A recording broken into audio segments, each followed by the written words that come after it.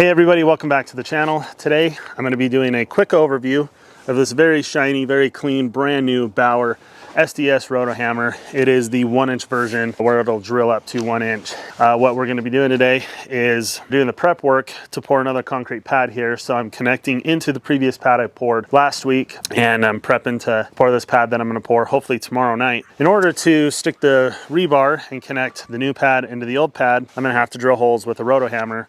And so I got this brand new Bauer Roto Hammer to replace a perfectly good condition Bosch Bulldog Roto Hammer that I just don't really need that often. Of course, I'm in the business of reviewing tools and I'm fully invested in the Bauer line. And I thought this was a great project to finally get this tool I've been wanting for years, but haven't really had a need for it. So I, of course, paid for it with my own money. I'm gonna be drilling 3/8 inch holes with, I think this is a Warrior bit that I picked up years ago for the Bosch Roto Hammer. And so Harbor Freight bit with a Harbor Freight Roto Hammer. Let's get to it.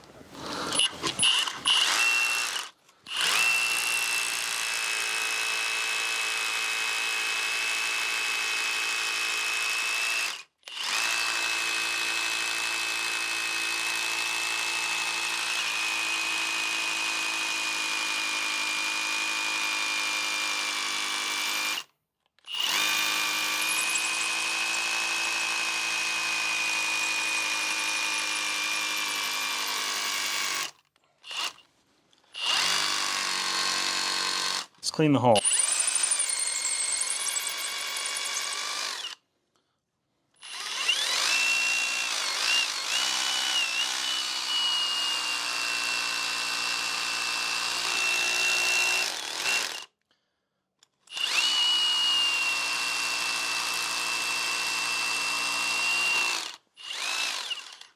All right, this isn't a real serious pad. It's just 2x4 thick.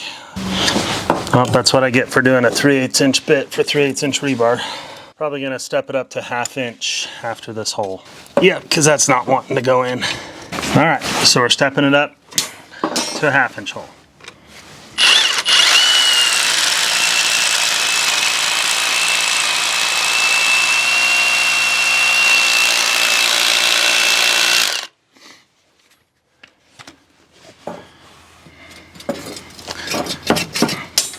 All right, so after each hole that I drill, I think I'm just gonna give you some thoughts about it. So let's just go over vibration, because that's really shouldn't change from hole to hole. Based on my experience with my quartered Bosch Bulldog, which is basically the same size rotor hammer, but of course corded, vibration to me is exactly the same, you know, because I put the pad that I'm standing on right now, that I'm connecting this rebar into, I drilled into the previous pad with that Bulldog. So I've used it very recently, and I drilled, what, 8 holes into that, or 6 holes into that other slab, and the vibration is very similar for a tool that's cordless and $110 cheaper still. So vibration, excellent. It's not gonna, you know, you could use it, you could drill a lot of holes with this thing and not get fatigued.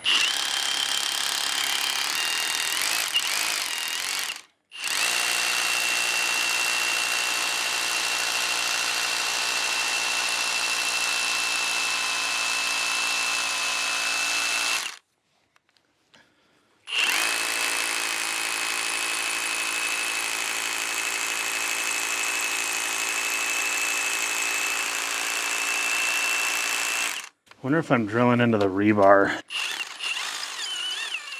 This other pad, it seems like it'd be too soon, but it does seem like it's getting a little bit dull.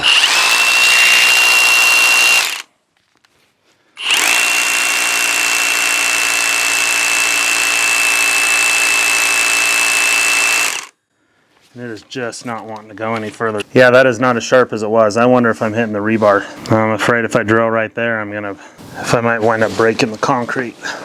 All right, before I get too carried away trying to drill that other hole, let's just move on to this one and get this one drilled. Yep, see, this one's going right in. There's something going on in that other hole.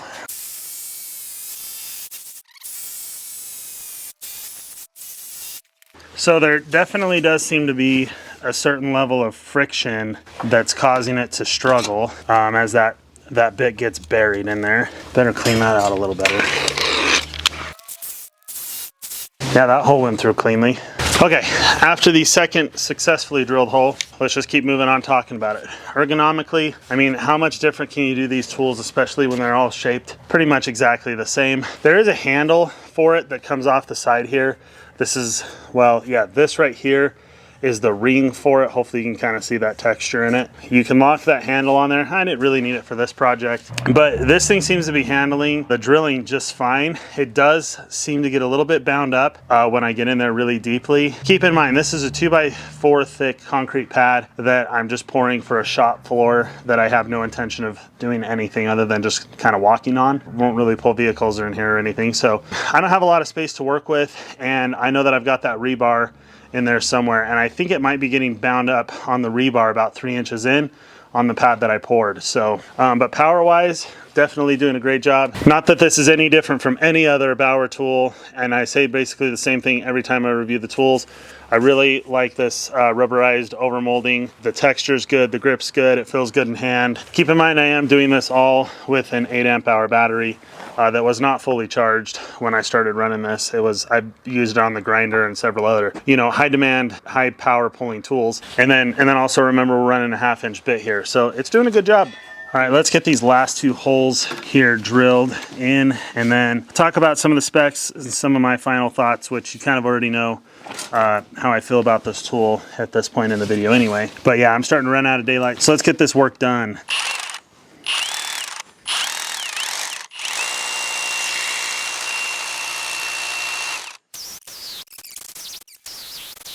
Well, another place where I'm getting stopped pretty quick. Let's try and drill this last hole and then see if I can't see what's going on in there. I'm really nervous about breaking out the corner of this concrete on this last hole.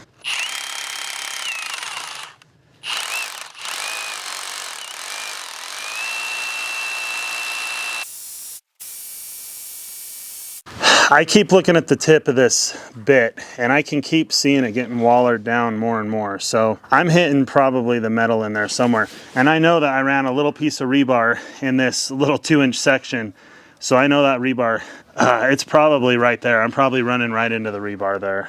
You know, on this one here, I kind of have the option of splitting the difference because I'm doing these 24 inches on center, and this is way closer to that than it is to this. That's probably, you know, maybe 18 inches where this is 24 inches here. I might be able to scoot this one over just a hair. I'm gonna put it down just a little bit, hoping to dodge that rebar and hope that I don't bust out the bottom of the concrete because I've already done that once.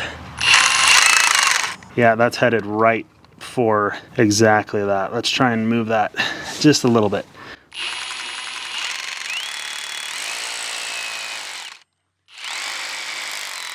Let's see, maybe I can get away with it at that point. Nope, cracked it. Dang it.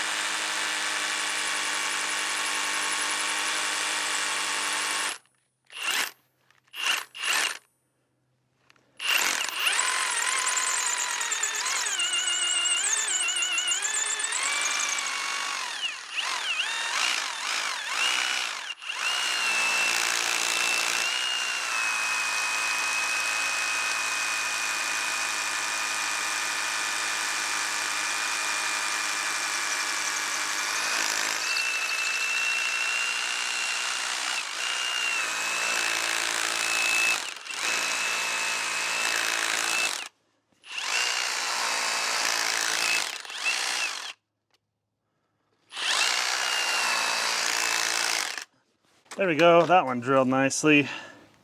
Drilled it a little higher. It was very uncomfortable with the distance to the top of the concrete that I was drilling it, but